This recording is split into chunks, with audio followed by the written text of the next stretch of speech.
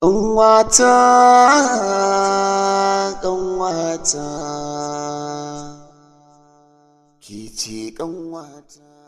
To, jama'a assalamu alaikum wa rahmatullahi ta'ala wa barakatuhu. Sunana Najib Aminu Sale, wanda aka fi sani da ɗan Maka, ko kuma ka ce Kamilu Niga Jikan Rayya, ɗan gidan Gwani Tsohon Dagaci a cikin fim ɗin Ƙanwata Season 2.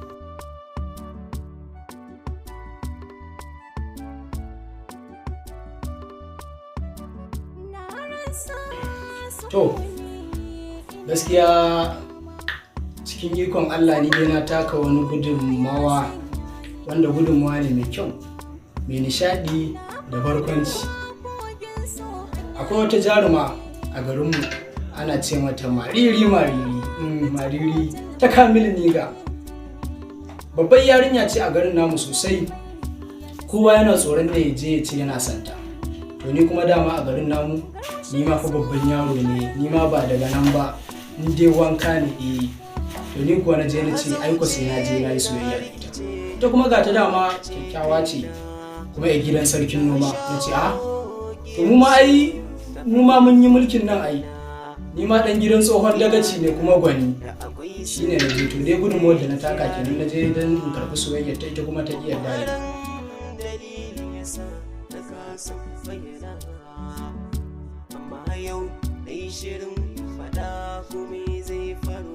To fa, babbar magana an ce da makasau bawa.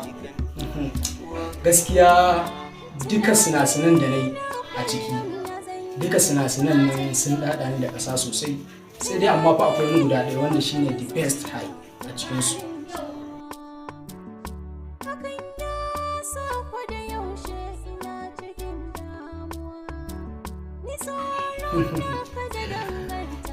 Akwai wani sin wanda na je kofar gidansu ita jarumar kenan wadda nake so ana ce mata Mariri. Lokacin da na fara zuwa zan je in gabatar mata da soyayya ta, ina zuwa tana fitowa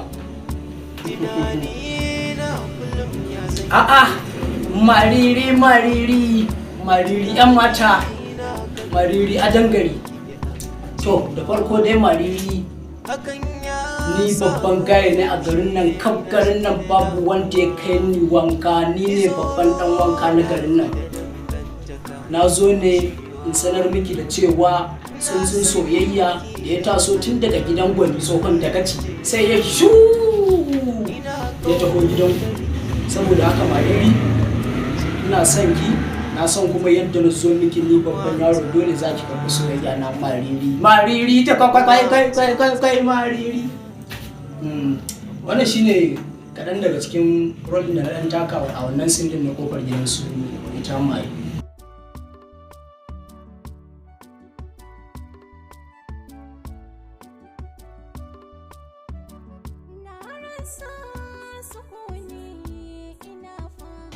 To, gaskiya dai a yadda na fahimta fim ɗin Ƙanwata Season 2, kaga da farko dai akwai nishaɗantarwa a cikinsa, akwai kuma ilmantarwa, sannan kuma akwai faɗakarwa duk a cikinsa. Saboda mace tana ji da kanta, tana ganin babu wanda ya isa, ita ɗan birni ya zo yana son ta duba ta kula kowa, to sai Allah ya nuna ishara shi kuma baya son ta. Kashi dai daga birni ya zo kuma mace ce kowa burinsa ya ce yana son ta, amma ita kuma sai ta ƙi shi. Wannan ma haga darasi ne. Sannan sai kuma nishaɗi, akwai barkwanci. Mafiya yawan mutane sun fi son a ce fim ɗin da yake da ɗan barkwanci a cikinsa, saboda ya fi daɗin kallatu, shi ma an ba da barkwanci. Sannan akwai izina dai, duka dai an bayar a ciki. Kai, ya kamata dai al'umma ku bibiyi wannan fim na Ƙanwata. Akwai Season 1 an yi shi complete, to abu yanzu kuma an tafi fa Season 2. Season 2 a nan fa ake tashi. Ya kamata zan so kalla. Kai ni babba zan ba ku labari duka ba, ina wallahi ba ku isa ba. Ai sai dai ku bibiya ku kalla.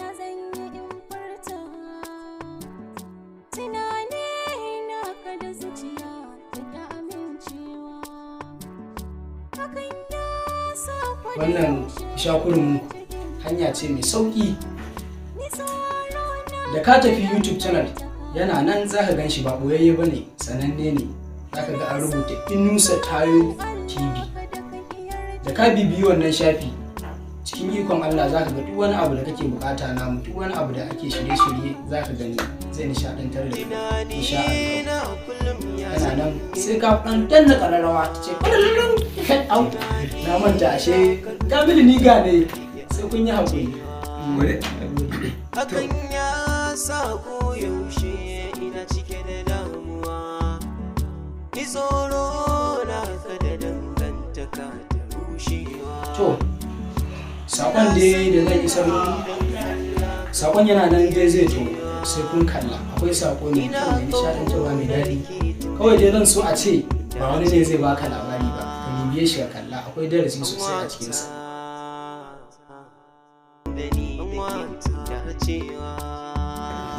Na gode, Allah ya sa ka kai, Allah ya ƙara zumunci, Allah ya taimaka.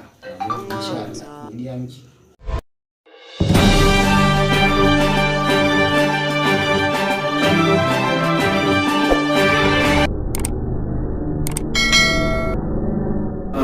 Assalamu alaikum wa rahmatullahi ta'ala wa barakatuhu. Masu kallon mu barkamu da wannan lokaci da fatan an wuni lafiya. Muna mai ƙara sanar da ku cewa wannan channel tamu mai suna da Takalliso da TV tana nan tana maku bayani akan lalurori da suka shafi harkar lafiya da kuma bayani wanda ya shafi ta yadda ka kiyaye lafiyarka. Wannan channel tamu tana kuma ƙara mana bayani akan cin wasu magunguna, ya kamata ku dinga amfani da magunguna, sannan kuma ya tsara magunguna yake, sannan kuma tana gaya muku cewa wasu abubuwa da suke kusa da ku wanda suna da amfani a tattare da ku ba ku sani ba. Wannan channel din za ta yi dinga muku bayanin wannan amfanin wannan abubuwa da suke tare da ku insha Allah. Ku koyi abin da muke bukata a tare da ku shine ki mana subscribe, sannan ku danna mana alamar karrawa ta yadda mun dora duk wasu bayanan mu insha Allah za su dinga zuwa tare da ku, za su dinga zuwa wajen ku akan lokaci. Mun gode.